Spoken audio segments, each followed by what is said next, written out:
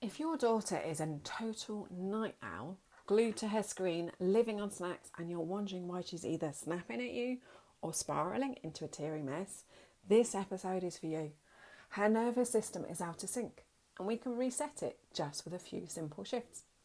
So hello, welcome back to the Teen Whisperer, the podcast for mums of girls aged 9 to 25 who are trying to figure out this whole, teenager thing without completely losing the plot. I'm Rach Friedley and I help mums of girls who are seen as too much, too sensitive or struggling to fit in to uncover what's really behind their big emotions and challenging behaviour.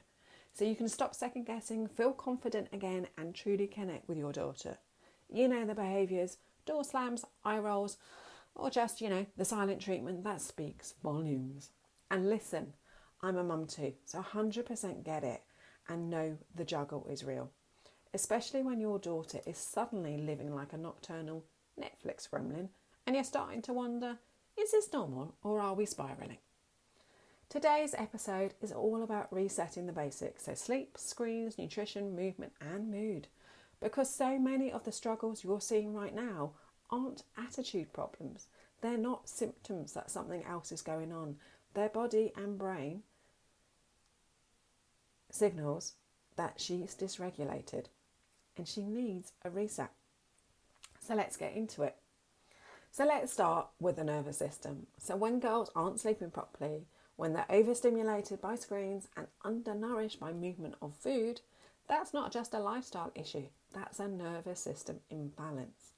When your daughter stays up late scrolling TikTok, her dopamine levels spike, then crash. Screens act like mini dopamine slot machines, hit after hit after hit after hit. The problem is her brain becomes less sensitive to natural dopamine like connection, achievement or movement. So she seeks the quick fix, not the long-term satisfaction.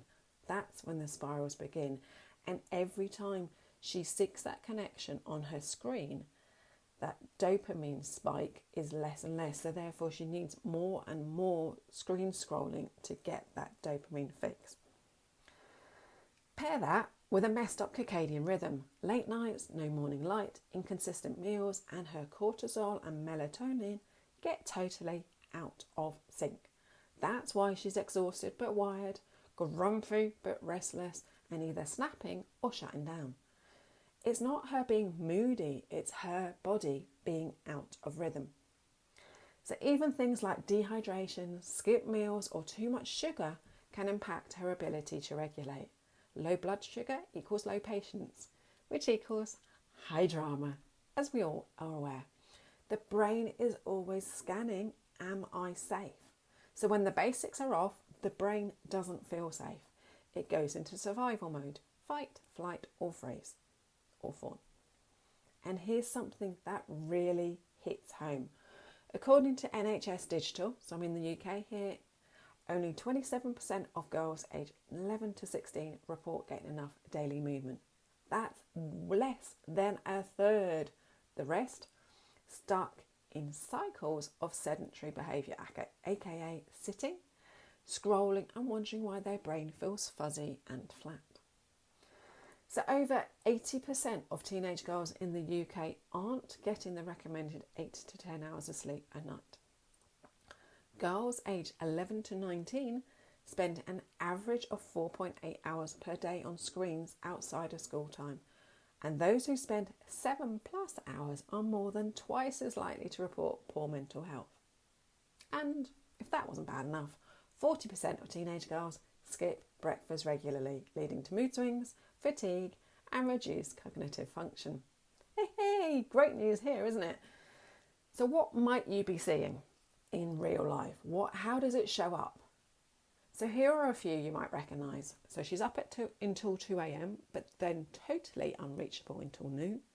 She gets hungry or cries for no clear reason. And by the way, hungry is hunger and angry mixed up into one. And we all know those situations when that happens. She's hyper 1 minute and totally flat the next. You mentioned going outside and she acts like you've suggested, exile to Siberia. She constantly says, I'm tired, but can't fall asleep without her phone. These are spirals, and here's the thing, they're not just mood swings. They're red flags that her nervous system is trying to self-correct. But without those right tools, she leans on short-term fixes, scrolling, sugar, isolating, or even risky behaviours. And when we zoom out, the Girl Guiding UK survey showed that 7 in 10 girls aged 11 to 21 feel overwhelmed by the pressure to look or behave a certain way online. That constant digital comparison leads to dopamine depletion and decision fatigue. Basically, burnout in a 15-year-old brain, or 11-year-old, or 21-year-old. You get the gist. So if you're wondering why your gentle encouragement to just go to bed earlier, or maybe get some fresh air, falls flat, and you get those eye rolls, and you get the slammed door yet again, it's because her brain can't receive logic when she's in survival mode. It needs safety and regulation first. So what can we do? Do you know what? I'm so glad you asked. We go back to basics, but in a way that feels doable and non-punishing. Not you have to exercise or no more screens, because that will lead her to more spiralling, but playful connection-based shifts that help the nervous system recalibrate. So here's what I call the regulation reset 5. So number 1 is sleep. Help her to build a wind down routine. No phone in her bed. And yes, I know this sounds exceedingly simple and it's a hell of a lot harder to try to actually get in there. But if you involve her in the decision, it helps her, A, to feel in control, B, that she's being seen, heard and valued, D, that she has something that she can put in place. So dim lights, soft sounds, maybe a journal if your daughter's up for writing. Mine isn't, but that's okay. You can do a journal as an audio. You can do a journal as writing. That is writing. You can do an audio as crafting, whatever you need to do. If you can, screens off 1 hour before sleep. Try a sleep spray. So something like the Fintorn flower essence for sleep, or a magnesium bath before bed, or Epsom salts. Number 2, screens. Swap screen time for sunlight time in the first hour of the day that she is awake, not the first hour of the day, because it's before I'm awake. It doesn't have to be deep and meaningful. Just get natural light on her skin and eyes, and I mean teeny tiny weeny swiping my daughter's curtains like an inch, so 2 centimetres, just to have that natural light. It resets her melatonin production and improves her sleep that night. Yes, I know these are simple. Number 3, movement. Dance breaks, silly walks, jumping on a trampoline, going out on a bike. The brain doesn't know the difference between gym time and giggles. It just wants blood flow. Number 4, start the day with protein, even if it's just peanut butter on toast or a boiled egg. Protein helps stabilise dopamine and avoid that hungry crash.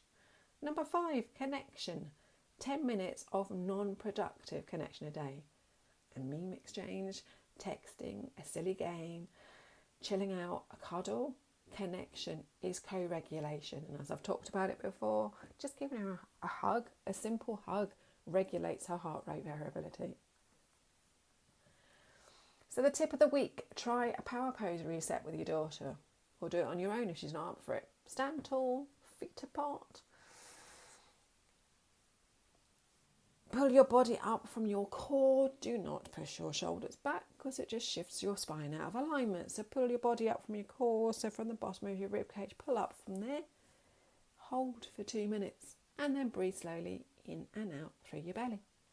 This posture increases testosterone, so confidence, lowers cortisol, stress, and gives the brain a hit of stability.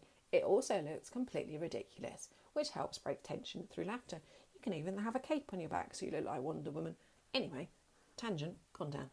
So here's the big takeaway. Before we try to fix her attitude, we need to fix the basics. Her brain isn't broken. It's just flooded with hormones. Your job isn't to control everything. It's to create conditions where she can regulate again. This week, your challenge is to pick one of the Reset 5 and gently model it without making it a big deal. You need to mirror the behaviours you want to see in your daughter, so model it for her so she can see how it's helping you. Your nervous system is the thermostat. So when you stay regulated, she feels it, even if she rolls her eyes at it. So if you love today's episode, don't forget to hit subscribe and leave a review. It really helps other mums find me and feel a little less alone. So come and join me.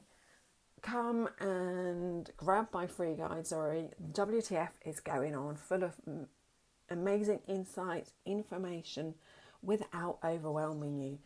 It includes tips to do right now in this moment, plus a tracker to help throughout the month to recognise patterns of behaviour. It's all available through the link at the bottom of my podcast. Come and join me on Instagram or Facebook at the same link, which is The Teen Whisperer, and let me know how you're doing. So next time on The Teen Whisperer, we're talking about your self-care and why it's not selfish. It's a literal lifesaver. We'll talk burnout, guilt, and how your well-being shapes hers. So yeah, don't miss it. Share this episode with a friend, and I'll see you next week. Take care. Bye-bye.